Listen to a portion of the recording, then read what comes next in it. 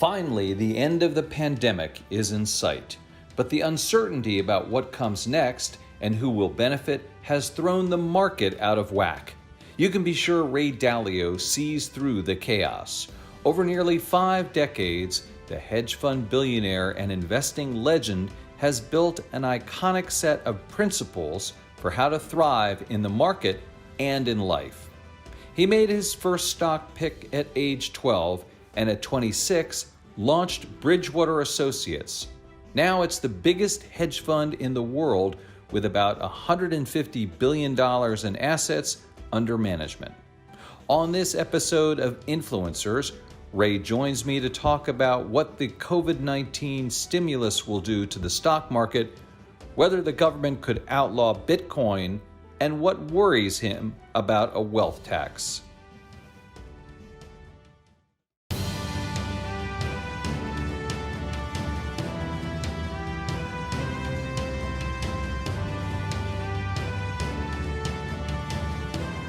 Hello, everyone, and welcome to Influencers. I'm Andy Serwer, and welcome to our guest, Ray Dalio, founder, co-chairman, and co-chief investment officer at Bridgewater Associates. Ray, welcome. Good to see you, Andy. Let's start right in and talk about the markets, Ray. There's been a tremendous amount of volatility this year.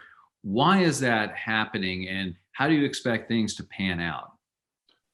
Well, it's simple. You know how the thing works. If the pulse of the economy goes down, then the policymakers, like doctors, rush to the patient and inject it with a whole lot of stimulation. And so what they did is they wrote out a bunch of checks, and they're writing out a lot of checks, which are about 7 times, 5 to 7 times the size of the hole. And they got that money out. And what that did was, of course, the government doesn't have money. They can't print money. So they have to borrow that money. But the Federal Reserve can print money. And so the same thing that is happening like on March 5th, 1933, is the same thing now in terms of that big stimulation. So the way it works is real interest rates are so bad, money's so cheap, and it's so abundant that it changes a lot of financial assets, and it causes those financial asset prices to rise. And when they rise, future expected returns go down to start to approach those of bonds and the risk-free return.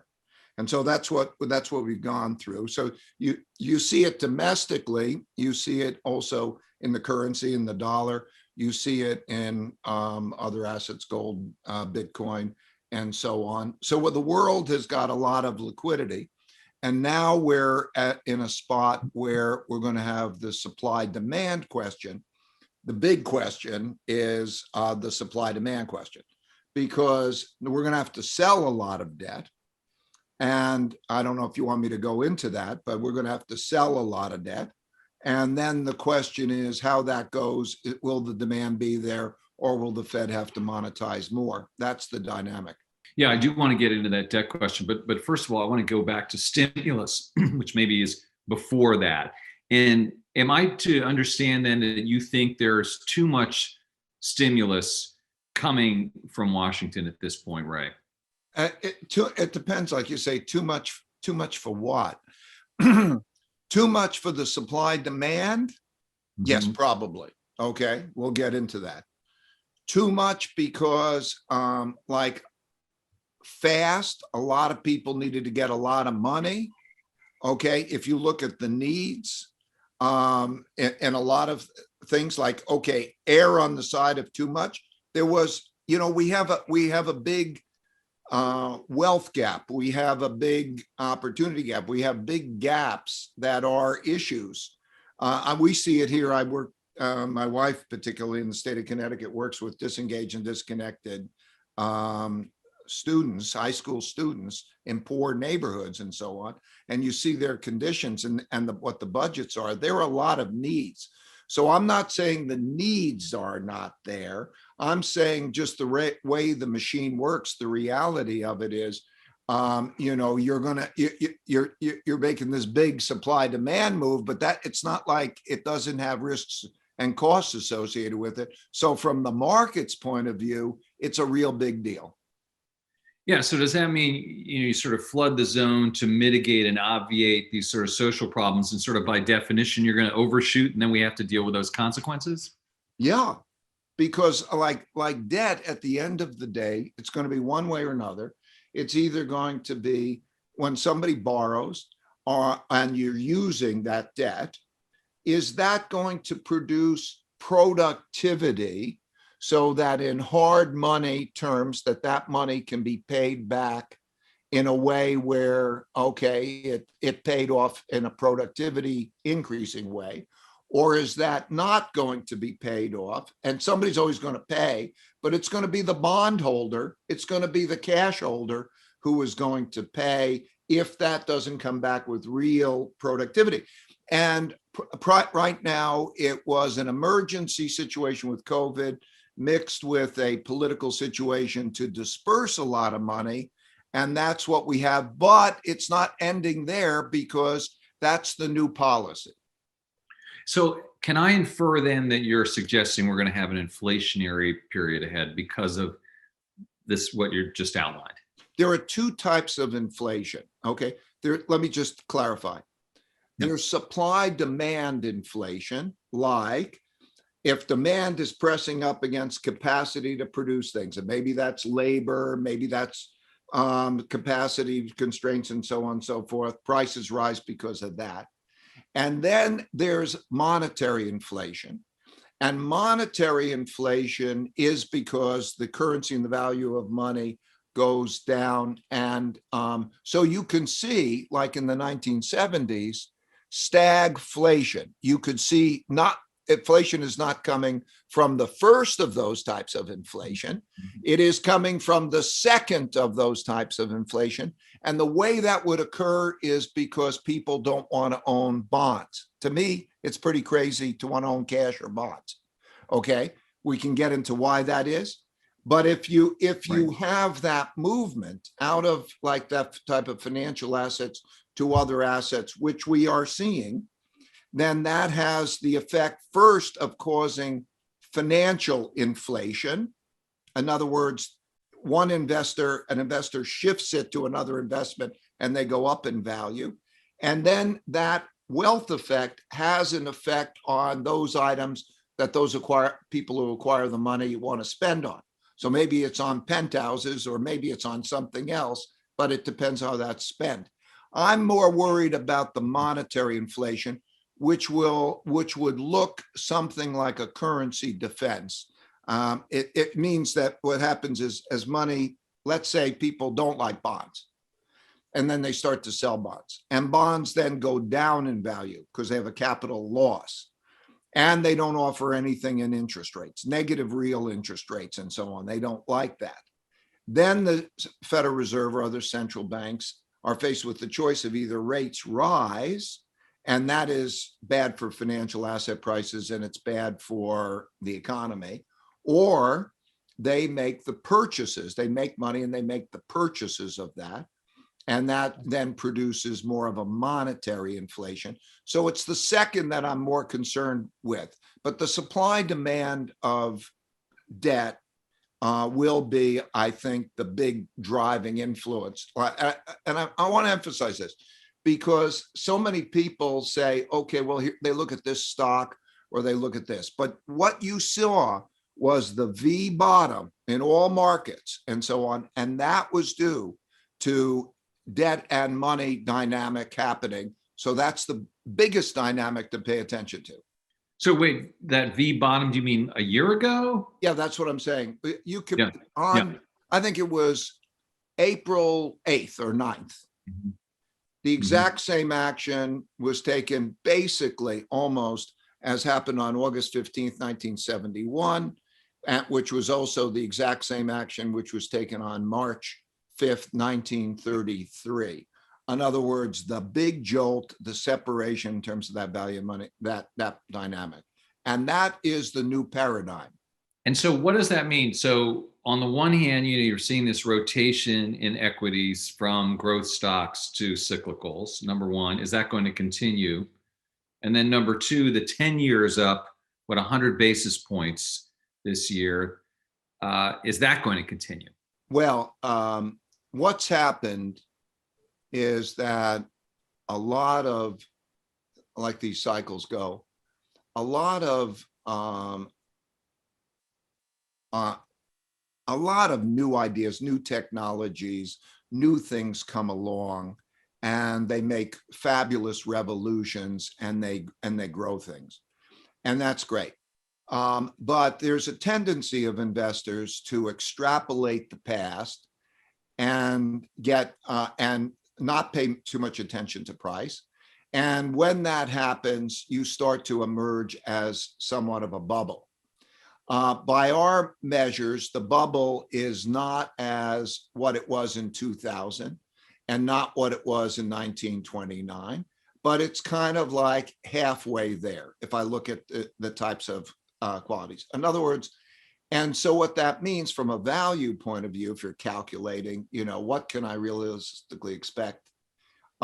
Its expected returns shrink relative to the others. However, the kind of the meat and potatoes type of companies didn't benefit as much from those, and they're fairly stable and so on. And so that's why you're starting to see that kind of rotation. Now that can change. It can come and go in these phases, like when people get stimulus checks and then, they might be hot on, the exciting things and they run up again and so on. But that's going on. And of course, there's Bitcoin and other things that are going on.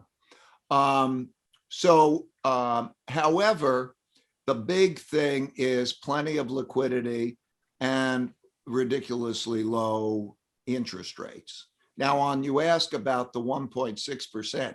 I think we have been in a 40-year bull market in bonds. So now you look at that 1.6%. That's a negative 1% about real. Okay, so you're guaranteed. And you ask yourself, if you're going to hold a bond, any investment, the only purpose of an investment is so you can sell it to buy something you want. And so when you look at what is the length of time it's going to take me to get my money back, if I give an investment nowadays in the United States, I'm going to have to wait about 50 years to give back the buying power to start, and then I'll start earning money. If I'm in other countries, some Europe and Japan, I will have less. And if I measured in all those countries in real terms, I'm going to have less money. So basically what that means if I just bought anything that didn't depreciate in real terms, if it just matched inflation, I'd be better off than to have those things. And so now, I don't think those rates will only stay down there, I think, if the Federal Reserve does what it did like in the 1930s in the war period, which is to put a cap on rates, to make short-term interest rates low in relationship to the cap. Like back in the 30s and the war years, they made 1% was the short-term interest rate and 2.5% was the bond yield. So it was profitable to buy those bonds, funding it with 1%, and you got 2.5%, that could put a lid on it. But because those two assets, cash and bonds, were such bad investments relative to other things, there was the movement to those other things still, and then the government outlawed them. I mean, things like gold. They outlawed gold. That's why also outlawing Bitcoin is, a good probability. And that they also established foreign exchange controls because they don't want the money to go elsewhere. Let me jump in, Ray, because that comment you made about Bitcoin. I mean, so it's a two-part question. Is that in a bubble? Maybe three-part question. Is it dangerous? And what do you think the likelihood of the government outlawing it is? And is that even feasible? Bitcoin has proven itself over the last 10 years. It proved it hasn't been hacked. It's by and large, therefore, worked on an operational basis. It has built a significant following. It is an alternative, in a sense, storehold of wealth. It's like a digital cash. And those are the pluses. Bubbles are financial assets that have imputed value. It's an asset that doesn't have intrinsic value. It has imputed value. It's whatever we think it is. And if you look at some of the bubbles in the past, a great book is Extraordinary Popular Delusions and the Madness of the Crowds by McKay, 1845 or something. But he talks about the South Sea bubble, and he talks about the Mississippi bubble and so on. It is when people love it. It's the dot-com bubble and so on. And that could be. So when you look at Bitcoin, it's a possibility. It's an alternative because there aren't many such assets.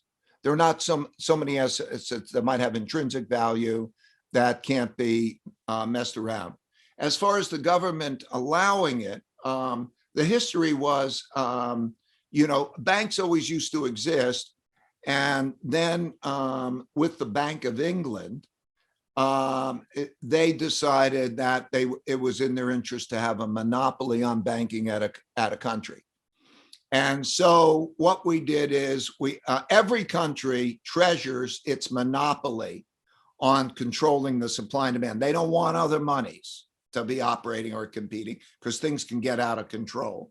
So I think that it would be very likely that you will have it under a certain set of circumstances outlawed the way gold was outlawed. And you're watching that question arise in India today. India today is making the move to outlaw possession of it.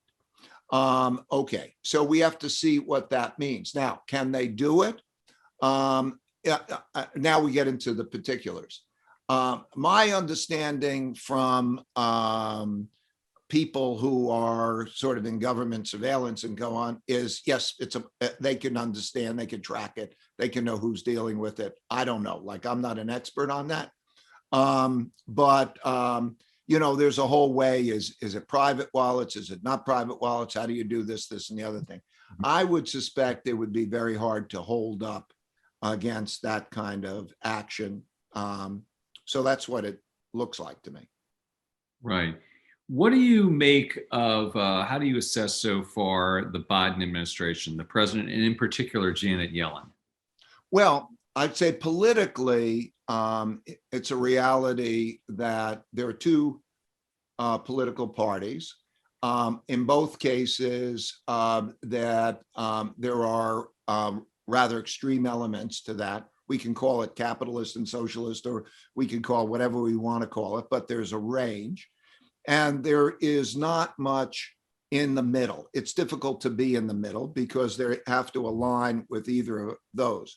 So in terms of, let's say, economic policies, generally speaking, there's not much, it's tough to fight with both your Democrats and the Republicans. And what does that mean? Things like the wealth tax might be a litmus test. But in any case, I think that there is a big movement to deal with those gaps I'm referring to. So we should expect significant increases in taxes and so on in various ways. We can get into a discussion about that if you want. And depending on whether that's done smartly or not, will affect the markets. For example, when we cut corporate taxes, that benefited stock prices. Depending on how the tax rates are changed and so on, that will certainly affect asset prices and capital flows. Let me ask you about the wealth tax. Tell us what your idea of a correct wealth tax would be. I'm a mechanic. I'm not an ideologue. I'm basically somebody who basically thinks if you move the lever this way, what will happen?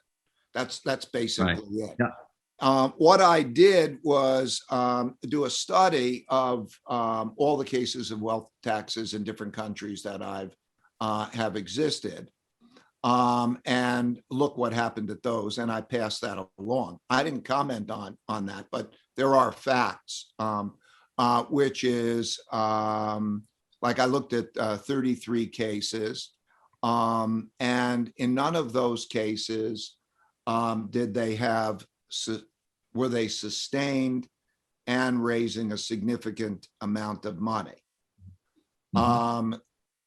In some cases, like Switzerland has a wealth tax, it's a very small tax and it was sustained. Norway has a tax and it was small and it's sustained. Those that are big haven't lasted because of a variety of reasons. They're operationally difficult and so on, illiquid assets. I won't get into all that.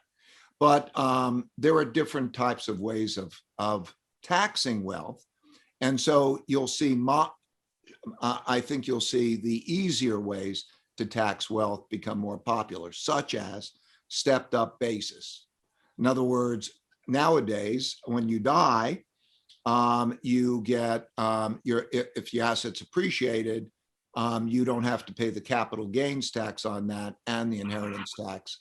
I think that's probably in jeopardy.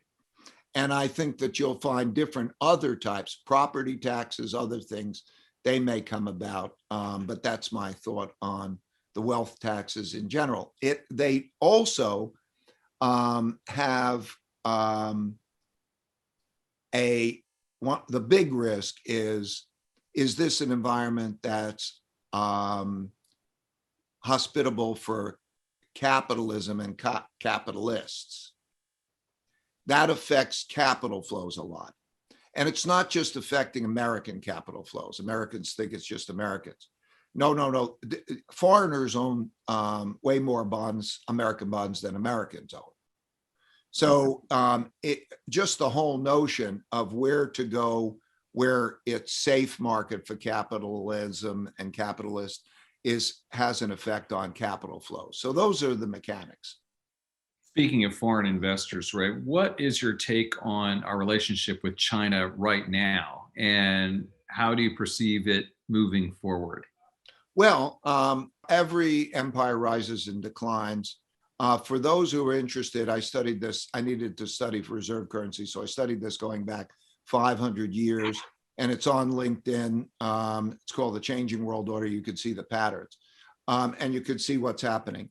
China has gone from, I started going there 36 years ago. They were dirt poor. I would bring a calculator and give it to gifts like CEOs, and they thought they were miracle devices. Now they are, in many ways, in AI and quantum computing and so on, at a comparable type of level. So China, by all measures of its power and prosperity, is a very, very strong competitor. So now you have the leading empire. 1945, we created the American world order because we won World War II. And so we had a new monetary system and so on. And now we're having a challenge of that, partially because of Chinese, but partially also how we're handling ourselves. I mean, we're not doing great in handling ourselves in a lot of the most basic ways. So yes, we have that conflict. In China's, I would say it's I've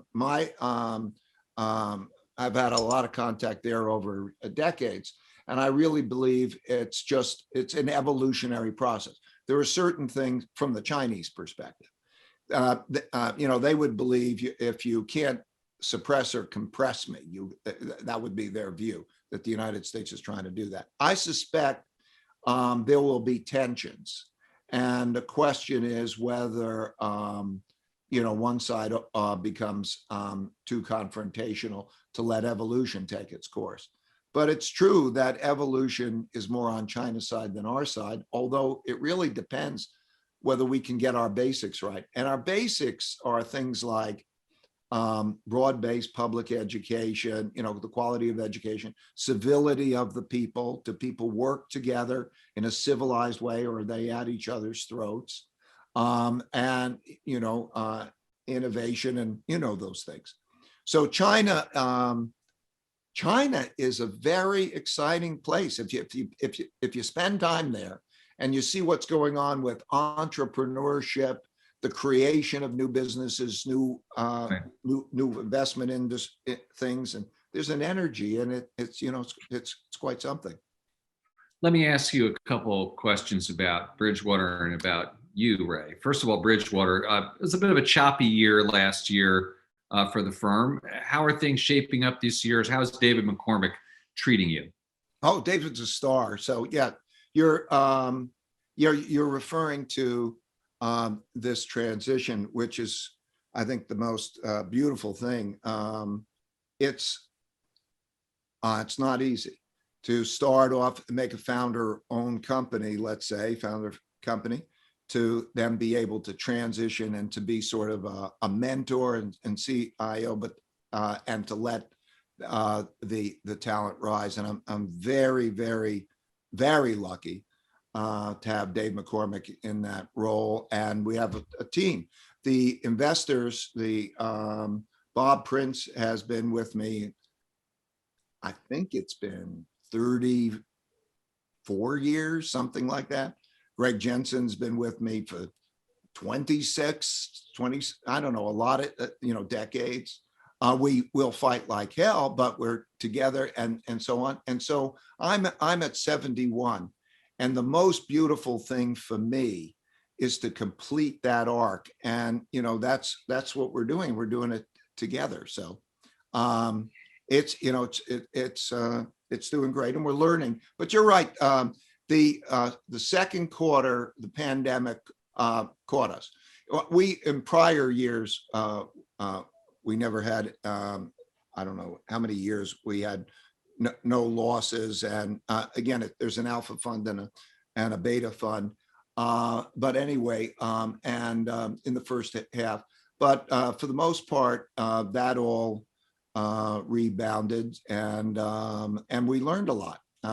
So I think it's good. I think it's good on all of those fronts.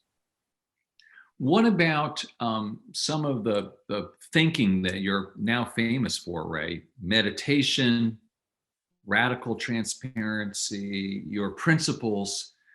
Have any of those changed in recent history, maybe because of the pandemic, changes in society? What is your latest thinking when it comes to some of those facets? Well, I just want to, the things you mentioned hasn't changed at all. And I really want to pass that along. At my stage in my life, the main thing I'm doing is want to pass things along that have been valuable to me. I mean, that's why I'm doing the interview. And so meditation, wow, that has, I started that about 50 years ago, and that has given me the equanimity when things come at me to deal with those well. It also gives creativity, because one goes into one's subconscious, and that's where the creativity comes from. It's like if you take a hot shower, the great ideas come to you, and it's not because you muscle it. So that's been valuable. And this, the Bridgewater, the culture has been and is an idea meritocracy. In other words, let the best ideas win out, in which the goals are meaningful work and meaningful relationships. So you're excellent at the work. And then also, if you have the relationships, that reinforces the work, and it reinforces, and the mission with people you like and you care about, that's powerful. And through radical truthfulness and radical transparency. Radical truthfulness means, like, we're going to be totally honest with each other. It may be brutally honest, but misinformation, because you've got this scenario going on in your head, but you don't really know what the other person's thinking, is dysfunctional. And it also means that you don't build trust. If you're in a political organization and that that's that guy's acting really nice guy, high five, and so on, but it's not going on the same behind the scenes. That undermines trust. So those have been the things. The thing that I learned the best, and I learned from failure.